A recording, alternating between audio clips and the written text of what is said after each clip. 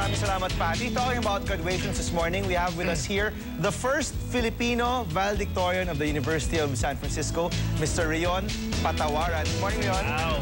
Okay, just to clarify, you graduated MBA last December, and now you're back in the country. Right. Okay. Okay, ano ba yung mga courses, first of all, na tinake up mo before you got to the University of San Francisco, and what course did you take in San Francisco?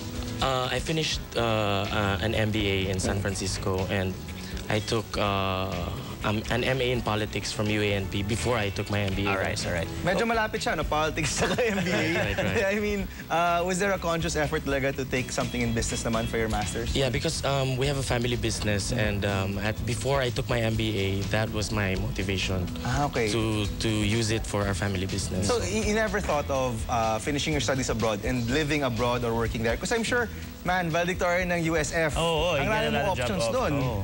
Offers. It was tempting, pero I didn't wanna stay in San Francisco. Why? I wanted to go back because I realized na no matter what I do in the States, no matter accomplishments, kahit ano, I'll still be a second-class citizen. Talaga? So I didn't wanna feel you are that the way. top of your class, okay? I mean, how difficult, I can just imagine, no? MBA, valedictorian, ikaw pa yung minority doon. And then you're saying na still, iba pa rin yung tingin sa'yo ng mga... Iba pa rin. Iba pa rin. Yeah, there's still such a thing called white privilege. So. Talaga? Yeah. And you felt this while you were there. I mean, you worked part-time also. Actually, ang rami mga atang pinasukan trabaho. Tell us about the different jobs that you went So to. first, because mag-umpisa ka, diba? So I was first a mail sorter. So I was earning... Mail escort? Mail sorter. Mail sorter. I was earning like $8 an hour. Okay, what does a mail sorter do? So I was working for a post office. So you sort the mails sa, kunwari, School of Business, School of Nursing. Okay. So that was my first job. Okay. And then I was a mailman. So I delivered mail. And then I also wrote for the school paper. And then the associate director for purchasing read my article. And then he called me up. He offered me a better job, which was to be assistant buyer for purchasing. How hard did you have to work para makuha mo itong maging valedictorian ng iyong graduating Actually, class? I didn't plan to be valedictorian. Never. Parang I just did my thing. I worked, I studied. I guess I just focused on school. So that was the How reason. do the Filipinos usually do abroad in schools? Kasi I know that a lot of my friends really excel talaga abroad. Right. I mean, not necessarily to be valedictorian, but really excel compared to the other races. Right. I don't know, does that sound racist, no? But is that really the case? I guess the reason why we excel there is kasi wala tayong matatakbuhan eh. Maybe it's the immigrant ethic in us that we go there.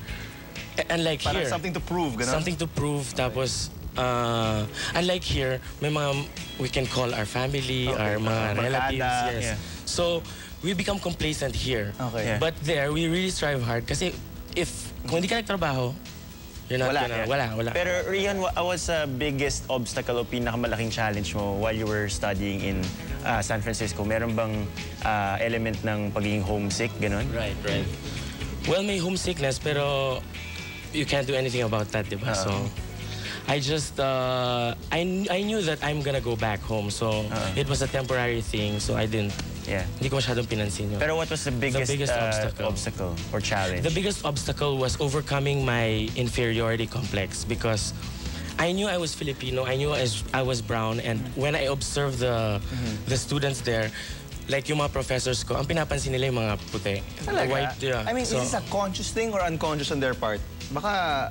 Maybe it's not conscious pero deep down, meron. Diba? So, did you have to, kumbaga did you have to work harder than everybody else? Did you have to, parang project yourself more than everybody else because of your being Filipino? Yeah, like what you said kanina, na you want to prove something to them. So ikaw lagi nakatas kamay mo lagi. Sir, parang ganun, like, masyadong persistent and I have to always volunteer.